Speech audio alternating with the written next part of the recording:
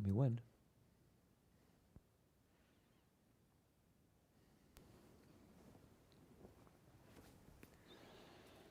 So good morning, everyone.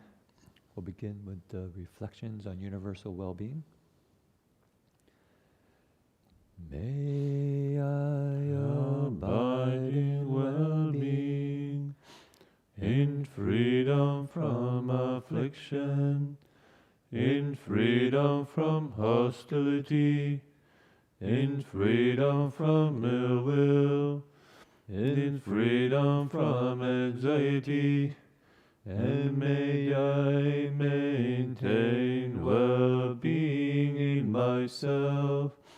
May everyone abide in well-being, in freedom from hostility, in freedom from ill will, in freedom from anxiety, and may they maintain well-being in themselves. May all be released from all suffering, and may they not be parted from the good fortune they have attained. When they act upon intention, all beings are the owners of their action, and inherit its results. Their future is born from such action, companion to such action, and results will be their home. All actions with intention, be they skillful or harmful, of such acts there will be the heirs.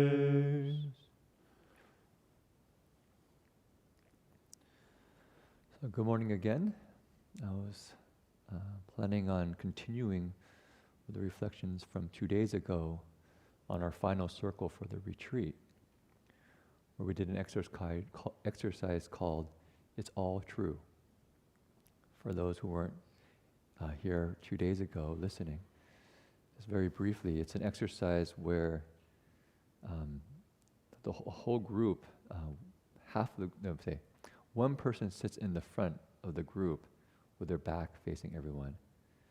And each person behind them takes turns sharing with them their appreciation, their gratitude, things they admire about the person from their experience. And the person sitting in front just listens to it. And at the end, the only thing they can say is, it's all true. And it's amazing how actually uncomfortable it is to have people, maybe you could say, praise you or share their appreciation, right? You felt, was there some discomfort? Somehow we're a little bit, part of us is very happy, and part of us like, somehow, I don't know how to take this. I don't know this is true. I don't know if this is true. And I thought a little bit about it and read a little bit as well. And I think, why does our heart have that reaction? Is that sometimes we take truth to be a kind of ideal perfection.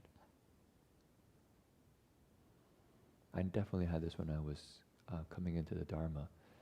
And I thought being true was being like a real monk. I had to meditate a certain duration of time. I had to eat a certain amount of food. I had to practice in a particular way. I had all these expectations on myself, on what I thought was quote unquote true. At any moment I fell away from that ideal, I would criticize myself. I would be actually quite harsh with myself. And I thought that was being true. But what I found over time, one was that didn't work. It led to a lot of inner tension and a kind of very judgmental mind. Was that being true was actually being able to maybe say honor my potential and really accept who I am and see the goodness in myself which allows me to see the goodness in other people. So I think it's all true in a certain sense, as being able to see the goodness in other people.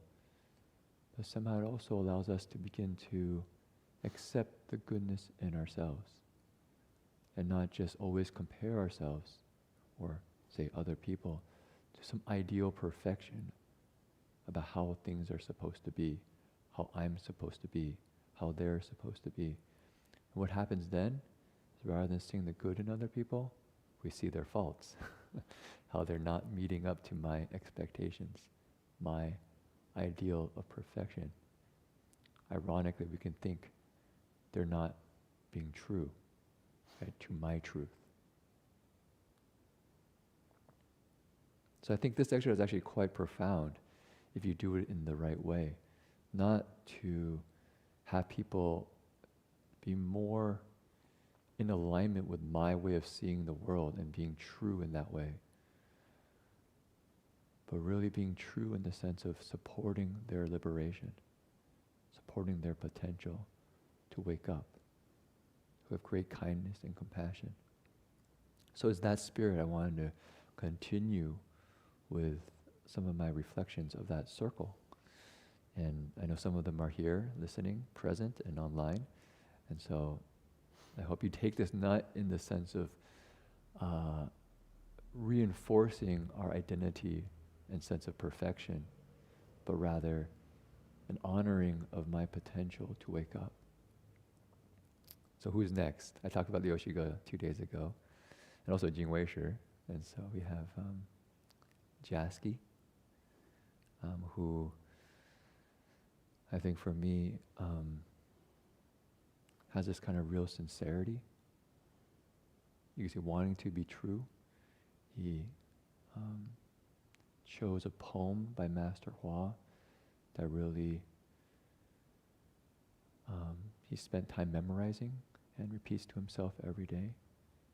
I think in Chinese, 真心真意真又真真修真行真更真真做真为真加真一切一切真真真 True mind, true intent, true within true, true practice, true cultivation, true beyond true, true action, true conduct, true added to true. In everything and in every way, be true, true, true. And I can see that kind of real sincerity in Jasky, kind of when he shares from his heart. There's people I think can seem really deeply moved because he's trying to share something very authentic in himself. And I see that connection crossing ages and cultures.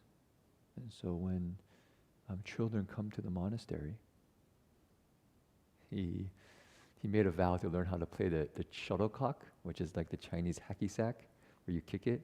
So he thought, I can use this as a way to befriend young people when they come to the monastery.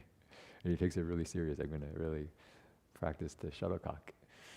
And we were at somebody's home, and their kid came back. He told the kid, "Oh, do you want to play the shuttlecock?" And he went out and played with them. I thought, wow, that's interesting, crossing over young people with a enjoyable game. And when visitors come to the monastery, being very, very gracious and offering them tea. Just recently somebody came who was new, and I could see was quite anxious, not sure how to fit in. And he just very gently offered them tea. First day he said, no, but he showed them different kinds, and a little bit, I haven't had ginseng before in a long time, maybe I'll try that. I guess you see just that kind of warm hospitality melts the heart. And then Simon, who came to this retreat, I think, with a little bit of trepidation. He's been staying by himself at home for quite a while, and he wasn't quite sure how to show up in community. But I would say I really admired his heart of service, willingness to put others' needs before his own. For instance, just at one point, one of the members had a toothache, problem with his tooth, and had to go see the dentist. And so he agreed to drive them to see the dentist, through the rain, early in the morning, missing his favorite activity, which is meditation. and off he goes to drive this other participant to the dentist. And then before he left, he said, "Oh no, I think our translator for the Dharma reflections isn't able to translate today. What will we do? Maybe I can still translate, but I'm driving the car." I said, "Oh yeah." Says, "But what I can do is I can stop the car as I go to the dentist and translate for 15 minutes and then, get to the dentist." So early in the morning, he drives off with the other participant to the dentist. And at 7:15, he stops the car. I don't know where, maybe on the side of the road. Hopefully not on the side of the highway. He found a safe place to park. And in the middle of the rain, pulls out his phone and logs in and serves as the translator for this Dharma reflection right now. And at least not right this Dharma reflection, but the previous Dharma reflection. And the other participant was deeply moved by this and took a picture and sent it to the group saying, Simon's true heart of service. And I can see because Simon wanted the Dharma to continue turning, to reach more people. And then Alex, who I heard is actually on this reflection right now, I talked about how he was really a hard worker. When it was time to do work, he put his full strength behind it. And also during our daily ceremonies and practices, he shared how it was not easy for him, because in the past he's, you could say, worked really hard to the point sometimes, had some physical difficulties. But he was patient. And in my sense, he applied his strength of working hard in a skillful place, which was patience. Being able to bear the discomfort of doing the daily ceremonies, day in and day out, the daily meditation, the kind of discomfort of having to live in close proximity with so many other men, but show up in a way that is supportive, and not just the men, but the monastery as a whole. I remember at one point we had the Ajahns, Ajahn Pasano, Ajahn Amaro, Ajahn Yanako come to Rupa Vihara. And we asked him to maybe help organize the garage. And if you saw our garage, it was just kind of basically a dumping ground for everything. Tools over here, garbage over there, some tables over there. It's a pretty big mess. And, having the Ajahns come, who, if people have been to Thai forest monastery, everything is not just clean, it shines. I was like, well, if we show them the garage that we're saying is going to be the future Buddha hall, it's going to be pretty embarrassing. They lost faith in us. They immediately lose faith. No trading here. You can see, look at their mind. It's like one big garbage dump. And just as a note, very often the good test for the monastery when people seriously cultivate, how you can check in the Thai forest tradition, you go to toilets. Look at how toilets look like. It's a little bit messy. Well, I don't know. They still need to a little bit improve on their training. So we cleaned the toilets, but the garage was quite a big task. Yeah, but garage is quite a big another task. level. And he put his full effort into it. working very hard, labeling everything, sorting things, and when people came to help, working together harmoniously. And, you know, one side is the garage came out very clean and organized, but another part I saw was that he did this with this kind of inner sincerity, you know, this kind of wish to serve. And So it's maybe, yeah. and just because one level, then things can be clean, Yeah. but also the organized that you can really use it. And I Yeah. noticed Ajahn Naniko came to look at the tools, Yeah. and I noticed that fortunately he didn't know how it looked like before. You know, it was one 24 hours project. But he see, okay, I see these guys are working here sincerely. And this without words, he kind of showed this appreciation, maybe I can say. Mm-hmm. Like I say, that of course the external environment is a kind of maybe a manifestation of the internal environment. So there's a kind of orderliness and a kind of care that I could see, at least I can feel in my heart that Alex has. And so maybe just to finish up, I think one of the things I felt from being around everyone this 3 months was actually deep gratitude and inspiration, because I didn't hear really complaining. Yeah, no complaining. Yeah, there weren't people who were complaining. There's a lot of things you could complain about, I could Oh, say. I can tell you. I can think of quite a few things we could complain about, but there wasn't really complaining. Maybe they can ask about the schedule. It's not what's happened right now, what's changing right now. And I think it comes back to this principle about truth, you could say, about being true. It's all true. And this true isn't saying, I have this set ideal of how things are supposed to be, but tuning into the present moment. That's what's really being true. Tuning into how I can really serve, how I can really support the well-being of others. And that, I think, is what we can say is being true.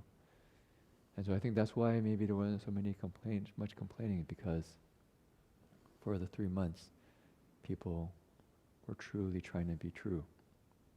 So that's kind of my reflection on this reflections, and our final circle and activity is all true. So I hope you can be true, not to some kind of perfection in the mind, but to the real well-being of everyone around us, including ourselves. Okay, let's do 3 steps on down.